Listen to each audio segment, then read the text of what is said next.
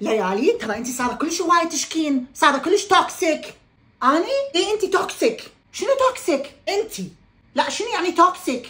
شو معرفني شفت اثنين طلعت لايف وحده تقولها انت توكسيك؟ لا لازم تبحثين عنها، لانه اذا كلمه كبيره معناها تنتهي علاقتنا بداع. معنى توكسيك، وعندما نقول هذا شخص توكسيك نعني انه شخص سام او مؤذي، اي انه يترك اثر نفسي سيء على من يتعامل معه، سواء كانت قرابه او صداقه او حب.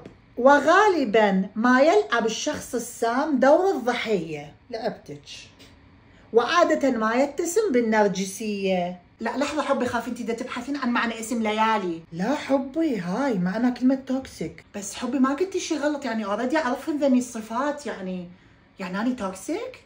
ايه انتي توكسيك. زين لقيت يعني كلمة، زين اذا اني توكسيك انتي شنو؟ اني سك وبمراحل متقدمة. اذا هيش تمام اوكي.